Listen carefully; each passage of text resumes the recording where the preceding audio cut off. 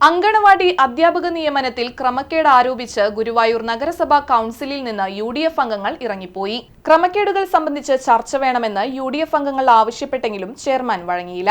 അജണ്ടകൾ അവസാനിച്ച ശേഷം ചർച്ച നടത്താമെന്നായിരുന്നു ചെയർമാന്റെ നിലപാട്. ഇതോടെ UDF അംഗങ്ങൾ നടുത്തളത്തിലിറങ്ങി മുദ്രാവാക്യം വിളിച്ചു.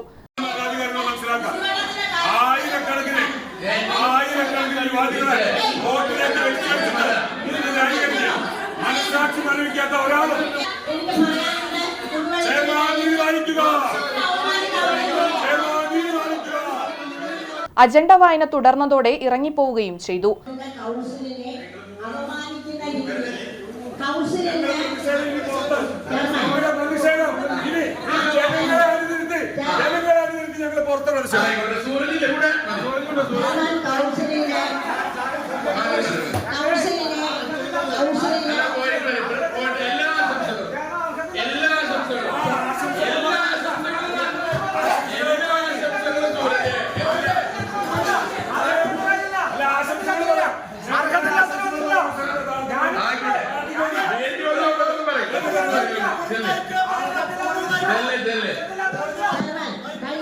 അർഹതപ്പെട്ട പലരെയും ഒഴിവാക്കി CPM-കാരെ കുത്തിത്തിരുകിയാണ് പട്ടിക തയ്യാറാക്കിയതെന്ന് UDF ആരോപിച്ചു.